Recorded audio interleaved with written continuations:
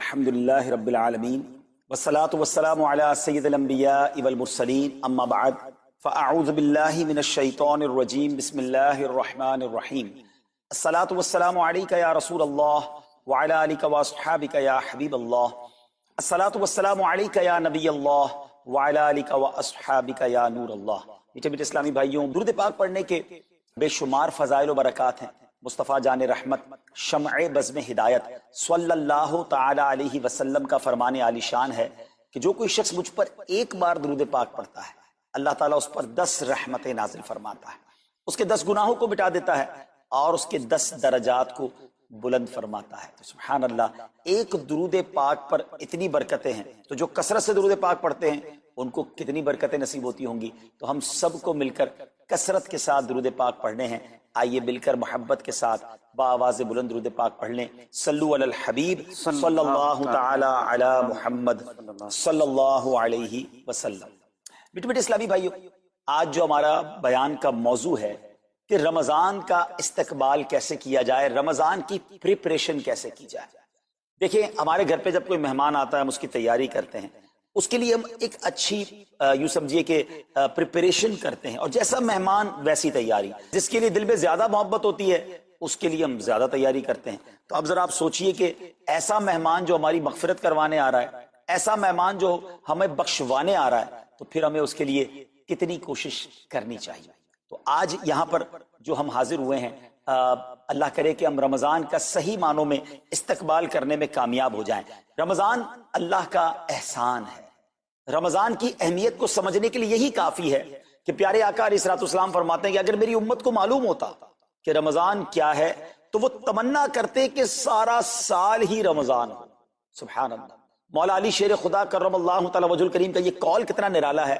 آپ فرماتے ہیں اگر اللہ تبارک و تعالیٰ کو اس امت کو عذاب دینا ہوتا تو اس امت کو رمضان اور سورہ اخلاص عطا نہ فرماتا۔ اس کا مطلب کیا ہوا کہ یہ بخشوانے، عذاب سے بچانے کے لیے آ رہا ہے، رحمتیں برسانے کے لیے آ رہا ہے۔ کاروباری لوگ بھی مجھے سن رہے ہوں گے، جس علاقے میں جس اسٹور پر کوئی ڈسکاؤنٹ ہوتا ہے، کوئی اسکیم ہوتی ہے، فائدہ ہوتا ہے، ہم ادھر پہنچ جاتے ہیں۔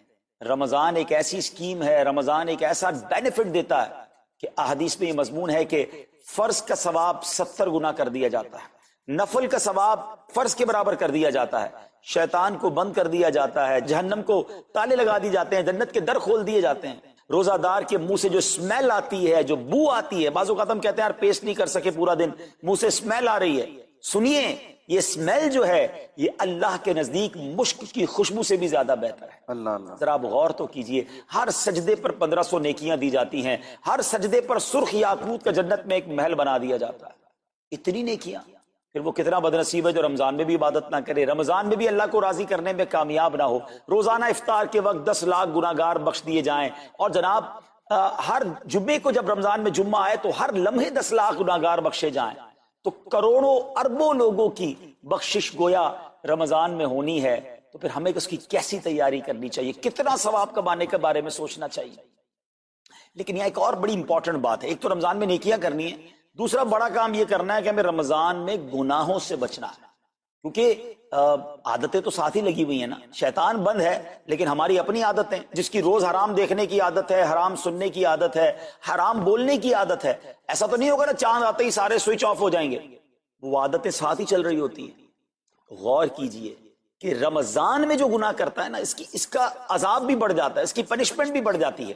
یہ ایسے ہی ہے کہ کوئی مسجد کے اندر آ کے گناہ کرے، تو آپ کہیں گے نا یار خدا کا خوف کرو، مسجد میں ایسا کام کر رہے ہو۔ کوئی مکہ شریف حرم میں اندر جا کر گناہ کرے تو کتنا شدید ہو جائے گا وہ۔ تو رمضان جب اتنا مقدس مہینہ ہے، اس میں گناہ کرنا، اس کی پنشمنٹ بھی زیادہ ہے۔ ایک بار مولا علی شیر خدا کرم اللہ تعالی وجہ الکریم نے ایک قبر والے کا حال دیکھا، اور دیکھا اس قبر والے پر عذاب ہو رہا ہے، اور وہ چلانے لگا، عرض کرنے لگا اے علی میری مدد فرمائیے، اللہ کی بارگاہ میں سفارش کیجئے۔ مولا علی شیر خدا نے ہاتھ اٹھائے کہ اے مولا اسے بخش دے۔ ارشاد ہوا اے علی اس کی سفارش نہ کریں۔ عرض کی مولا وجہ کیا ہے؟ ارشاد فرمائے رمضان کے روزے تو رکھتا تھا مگر رات گناہوں سے باز نہیں آتا تھا۔ روزے رکھ کر گناہ کرنے والے کو اتنا عذاب، تو جو روزے ہی نہ رکھے، ایسے بھی لوگ ہیں جو رمضان میں روزے نہیں رکھتے۔ پلیز اس کو ایزی نہ لیں۔ ہمیں نہیں معلوم، پتہ نہیں اگلا رمضان پھر نصیب ہوگا کہ نہیں۔ پچھلے رمضان میں کتنے لوگ تھے جو ہمارے ساتھ تھے، اس رمضان میں نہیں ہے. اور اللہ پہلے تو ہم یہ دعا کرتے ہیں اللہ ہمیں یہ رمضان بھی عطا کر دے.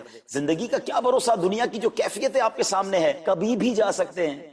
تو پھر اس رمضان کو تو سمجھ لیں بس ایک موقع بنا دیں, لائف چینجنگ ایکسپیرینس بنا دیں کہ بس اس میں عبادت کرنی ہے, اس میں خوب سجدے کرنے ہیں, اس میں روزے رکھنے ہیں, اس میں تراویح پڑھنی ہے, اس میں گناہ نہیں کرنے ہیں. اور آئیے میں آپ کو بتاتا ہوں کہ نبی پاک صلی اللہ تعالی علیہ وسلم رمضان کیسے گزارتے تھے. ایک مسلمان کے لیے اس سے بہترین رول ماڈل کیا ہوگا کہ رمضان میرے آقا کیسے گزارتے. تو مختلف احادیث کا جو سمری ہے وہ یہ ہے کہ نبی پاک علیہ الصلوۃ والسلام عبادت میں کمر بستہ ہو جاتے, بستر پر کم تشریف لاتے. بی بی عائشہ فرماتی ہیں کہ نبی پاک کے چہرے کا رنگ بدل جاتا تھا, متغیر ہو جاتا. کیوں؟ کہ نبی پاک پر خوف خدا طاری ہوتا. آپ گر گڑاتے, آپ رات بھر التجائیں کرتے. میرے آقا رو رو کر دعاؤں میں رمضان گزارے, چہرے کا رنگ بدل جائے. اور یہاں کچھ لوگ تو وہ ہیں کہ جن کا وزن ہی بڑھ جاتا ہے رمضان میں. اتنا کھانا کھانا ہے, سحری میں زیادہ کھانا ہے کہ سارا دن بھوکا رہنا ہے, افطار میں اس لیے زیادہ کھانا ہے کہ پورا دن بھوکا رہے تھے, پھر رات کو 2-3 بار مزید کھانا ہے کیونکہ کل روزہ رکھنا ہے. تو رمضان فوڈ فیسٹیول نہیں ہے, رمضان عبادت کے لیے آیا ہے. لوگ تیاری کر رہے ہوں گے ابھی بھی رمضان کی, وہ کیا کر رہے ہوں گے کہ افطار میں کیا پکانا ہے, سحری میں کیا پکانا ہے, کون سا آئٹم شارٹ ہے.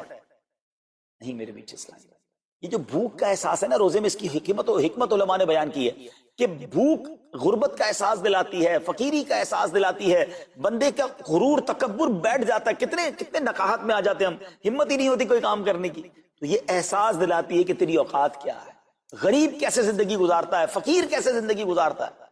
لیکن کچھ لوگ وہ ہیں جن کو بھوک نہیں لگتی کیونکہ وہ اتنا کھا لیتے ہیں یا پھر سوتے ہی رہتے ہیں. روزے کی حکمت یہ نہیں ہے. نبی پاک آنسو بہاتے تھے, آقا کا چہرے کا رنگ بدل جاتا.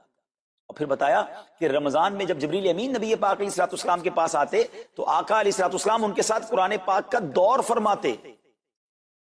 اور پھر ایک اور نبی پاک کا خوبصورت انداز کہ پیارے آقا ویسے تو سب سے بڑھ کر سخی ہیں, مگر جب رمضان آتا تو نبی پاک کا دریائے سخاوت ایسے بہتا تھا جیسے تیز آندھی, بلکہ اس سے بھی زیادہ. اللہ. یہ 3-4 چیزیں آپ نے میں نے پکڑ لینی ہے.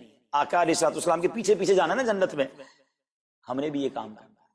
یہ راتیں مانگنے کی راتیں, التجا کرنے کی راتیں, سجدے کرنے کی راتیں. ہمیں تہجد بھی پڑھنی ہے, ہمیں انشاءاللہ نوافل بھی پڑھنے ہیں, اور کم از کم قرآن ایک بار تو پورا انڈرسٹینڈ تو کریں نا. تلاوت, ترجمہ, تفسیر کب کریں گے؟ بڑی بڑی ڈگریاں ہیں, بڑے بڑے پاسپورٹ, اور جناب بہت سارا سرمایہ ہے, مگر ایک بار بھی قرآن پورا ترجمے اور تفسیر سے نہیں پڑھا ہوگا. بہت سارے لوگ ایسے ہیں. ذرا سوچئے نا. اچھا یہ مہینہ نزول قرآن کا مہینہ ہے, رمضان, اور قرآن کو جو خاص نسبت حاصل ہے نا, تو اس مہینے میں قرآن کو پکڑ لیں. آئے اللہ کرے رمضان قرآن کے ساتھ گزرے, ہماری صبح قرآن کے ساتھ ہو, ہماری شام قرآن کے ساتھ, ہم قرآن سمجھنے والے بن جائیں. اچھا میں ایک اور بات بتاؤں, مہینہ کتنا پیارا ہے.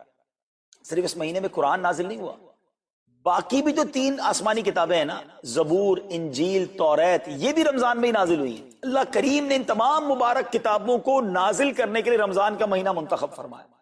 اتنا مبارک مہینہ ہے, تو ہمیں خوب اس میں تلاوت قرآن کرنی. اور اب دعوت اسلامی نے کتنا آسان کر دیا, تفسیر قرآن عطا فرما دی, صراط الجنان آسان اردو میں, اور پھر جناب اس کو اپلیکیشن پر بھی دے دیا, اس کے PDF بھی جاری کر دیے, ڈاؤن لوڈ کر لیں موبائل میں. اب تو آڈیو تفسیر قرآن بھی آپ کو دے دی. اگر پھر بھی سنیں نہ, پڑھیں نہ, قرآن سے دور رہیں تو یہ ٹھیک نہیں ہے. پلیز اس رمضان کو قرآن کے ساتھ گزاری. اور پھر جو نبی پاک کا جو سخاوت والا انداز ہے, صدقہ و خیرات کرنا, ہر سائل کو عطا فرماتے ہیں, تو یہ بھی ہمارا ایٹیٹیوڈ ہونا چاہیے کہ خوب دل کھول کر خرچ کریں. سب سے پہلے اپنی پوری زکوٰۃ ادا کریں.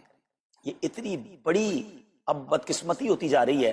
ایسا فیل ہوتا ہے دنیا بھر کے تاجران اور لوگوں سے جب ہم ملتے ہیں کہ جس طرح رمضان کے علاوہ بہت تھوڑی تعداد میں مسلمان نماز پڑھتے ہیں نا 5 ٹائم, ایسا لگتا ہے اب زکوٰۃ بھی بہت کم لوگ ہی دیتے, پوری زکوٰۃ نہیں دیتے, اندازے سے نکال دی, کیلکولیشن کرتے نہیں ہیں.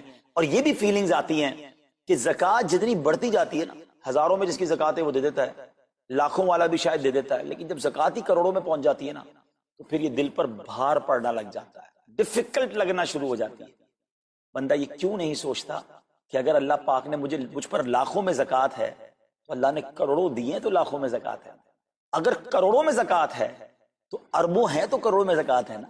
زکوٰۃ کتنی ہے؟ ضروریات زندگی کی تمام چیزوں سے فارغ ہونے کے بعد جو مال تجارت, سونا چاندی, کیش یا پرائز بانڈ یا جو اس کی تفصیلات ہیں اس پر 2.5% ہے. میں ایک اور لاجک سے آپ کو بات سمجھاؤں. اگر اس لاجک سے سمجھے تو زکوٰۃ تو 1-1.5% بنتی ہے.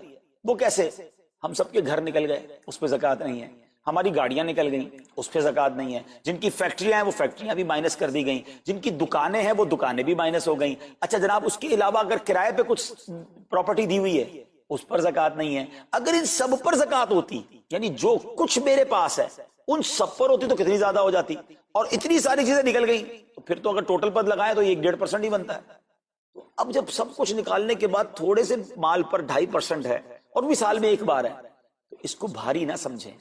یہ بربادی ہے جو زکوٰۃ نہیں دیتے. یاد رکھیے گا حدیث پاک کا مضمون ہے کہ یہ مال کا میل ہے, جس مال سے مل جائے اس مال کو بھی برباد کر دیتا ہے. بربادیاں آتی ہیں, بے سکونیاں آتی ہیں, بیماریاں آتی ہیں, اور آگے جو دے دیتا ہے سبحان اللہ, اس کے بارے میں حدیث پاک میں آتا ہے کہ اپنی زکوٰۃ دے کر اپنے مالوں کو مضبوط قلعوں میں قید کر لے, اپنے مال کو سیکیور کریں. لوگ کہتے ہیں انشورنس ہونی چاہیے, آگ نہ لگ جائے, چوری نہ ہو جائے, ڈوب نہ جائے. اللہ کے حبیب علیہ الصلوۃ والسلام فرماتے ہیں, جس کا مضمون ہے کہ جب بندہ اللہ کی راہ میں خرچ کرتا ہے نا تو وہ صدقہ بندے کے ہاتھ سے نکل کر اللہ کے دستے قدرت میں چلا جاتا ہے, اور اللہ کریم تمہارے صدقوں کو پالتا ہے جس طرح تم اپنے جانور کے بچوں کو پالتے ہو. بچہ ہوتا ہے نا جانور کا, بڑا ہو جاتا ہے. فرمایا بندہ کھجور کا صدقہ دے گا, اللہ پہاڑ جتنا عطا فرمائے, اس دن بھی ملے گا اور ملٹیپلائی ہو کر ملے گا. اچھا جو ادھر خرچ کیا ادھر کیا ملے گا؟ ادھر بھی نبی پاک علیہ الصلوۃ والسلام فرماتے ہیں, جس کا مضمون ہے میں قسم کھا کر کہتا ہوں, یعنی نبی پاک تو جو فرمائے حق ہے. اس حدیث میں تو آقا علیہ الصلوۃ والسلام قسم اٹھا رہے ہیں کہ میں قسم کھا کر کہتا ہوں کہ اللہ کی راہ میں خرچ کرنے سے مال کم نہیں ہوتا, نہ ادھر کم ہونا ہے اور ادھر بھی ملنا ہے. تو پھر تو سودا اب کتنا نفع والا ہے. اور یہ آپ چیک کر لیں پوری دنیا میں جہاں مجھے سنا جا رہا ہے کہ جو لوگ پوری زکوٰۃ دیتے ہیں نا ان کا مال ملٹیپلائی ہوتا ہے, اگلے سال زیادہ زکوٰۃ دے رہے ہوتے ہیں. زیادہ زکوٰۃ کیسے ہو گئی؟ کیونکہ مال بھی بڑھ گیا. تو ادھر بھی بینیفٹ ہے, ادھر بھی بینیفٹ ہے, نقصان کا سودا ہی نہیں ہے. پھر چاہتے ہو بلاؤں سے بچ جائیں تو روایتوں کا مضمون ہے کہ صدقہ بلا اور بندے کے بیچ میں آ جاتا ہے. بلا اترتی ہے, صدقہ روک لیتا ہے, لڑائی کرتا ہے اس سے, اور بندے پر بلائیں اور پرابلمز اور ڈیفیکلٹیز آنے سے اسے روکتا ہے.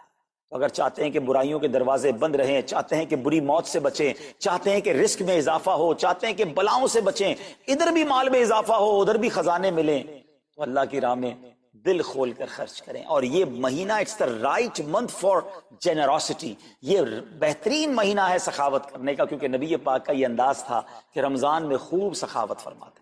تو غریبوں کی مدد کریں, ایسی مدد کریں کہ چہروں پہ مسکراہٹیں آ جائیں, لوگوں کے دسترخوان اچھے ہو جائیں, ان کے گھروں میں بھی کچھ اچھے کھانے پہنچ جائیں. اور اس میں سب سے بہترین طریقہ یہ ہے کہ اپنے غریب رشتہ داروں کو آپ مدد کریں. اگر وہ مستحق ہے نا زکوٰۃ کے تو حق ہے کہ سب سے پہلے اپنے غریب رشتہ داروں کو, پھر زکوٰۃ بچ جائے تو عاشقان رسول کی عظیم الشان بڑی تحریک دعوت اسلامی آپ کے سامنے ہے جو دین متین کی خدمت کر رہی ہے. جامعۃ المدینہ ہیں, مدرسے ہیں, بچے اور بچیاں عالم بن رہے ہیں, عالمہ بن رہے ہیں, حافظ بن رہے ہیں, ناظرہ قرآن, اور ان سے کوئی فیس بھی نہیں لی جا رہی. ہزاروں بچے فری آف کاسٹ ہمارے پاس ایکوموڈیشن رکھے ہوئے ہیں جن کو کھانا پینا رہنا دعوت اسلامی نے دینا ہے. آپ ذرا سوچئے یہ امت کی کتنی بڑی خدمت ہے کہ علماء دینا, حافظ قرآن, مسجدوں کے امام یہاں سے پروڈیوس ہوتے ہیں. اور پھر آگے چلیں تو دعوت اسلامی نے اسلامک میڈیم اسکول بنائے دارالمدینہ, پھر سال کی 600 کے قریب مسجد دعوت اسلامی بناتی ہے. میڈیا کے ذریعے جو بے حیائی پھیلائی جا رہی تھی تو مدنی چینل اردو, پھر مدنی چینل انگلش, پھر مدنی چینل بنگلہ.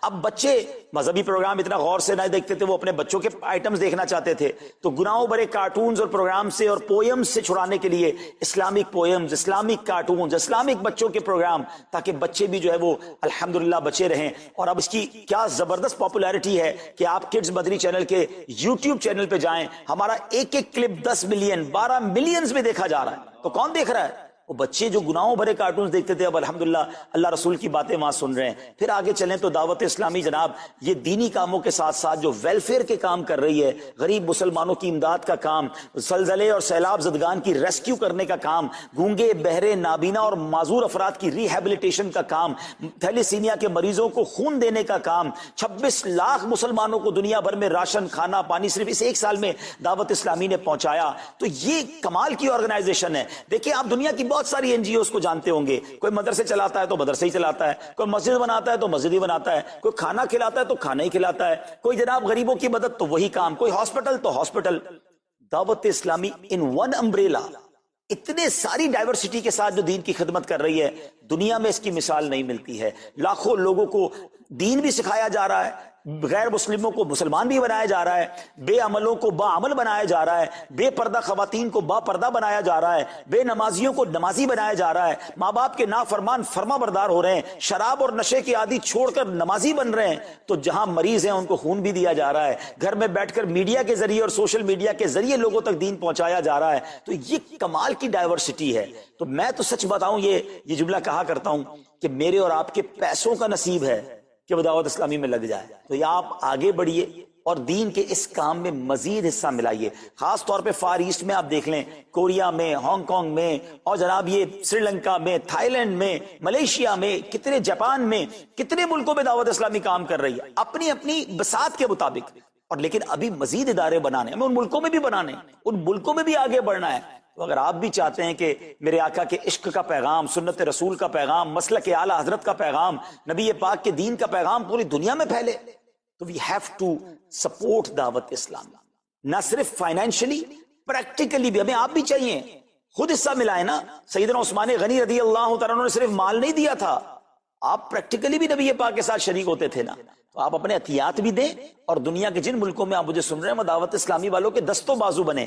کمزوری کہاں نہیں ہوتی، ہاں ہمارے گھر میں کمزوری ہوتی ہے، ہم سب مل کر کام کریں گے تو کمزوریاں بھی دور ہوں گی اور ترقی آ جائے گی اور ہمیں اس کا ثواب بھی ملے گا. تو آج میں دنیا بھر میں جہاں مجھے دیکھ رہے ہیں، پلیز اچھی نیتیں کریں. اچھا ایک بات اور سن لیں، ہم بعض اوقات کیا سوچتے ہیں کہ ہمارے ملک کا خرچہ مثال کے طور پہ $20,000 وہ ہم لوگوں نے کر لیا، اب اور چندے کی کیا ضرورت ہے. دعوت اسلامی کسی ایک ملک کی نہیں ہے، انٹرنیشنل دعوت اسلامی کے لیے سوچیں.